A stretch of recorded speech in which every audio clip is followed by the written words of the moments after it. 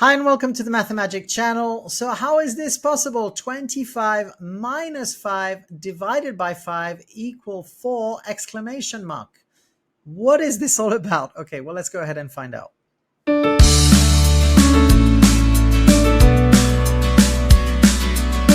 So the first thing to realize when we do mathematics is that on the left-hand side here, there's an order of operations. And the order of operations, well, we shouldn't be doing the subtraction before we do the division. In fact, whenever you look at an operation, you should always do the division or multiplication first, and then follow this by the subtraction or the addition.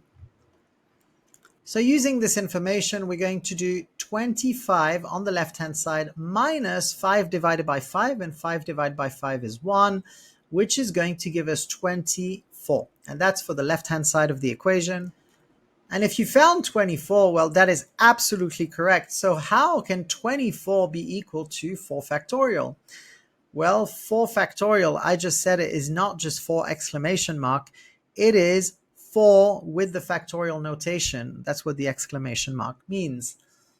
And what does factorial stand for? Well, it stands for the first number times the next number, which is a little bit smaller, times the next number, which is a little bit smaller, always going down by 1.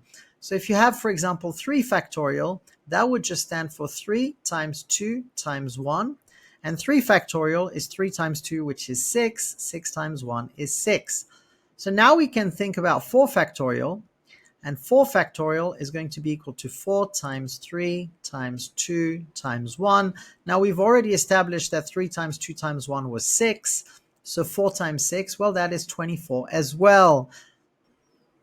And so now you see the trick in this wonderful question that 24 is indeed equal to 24, and 4 factorial is the same as 25 minus 1.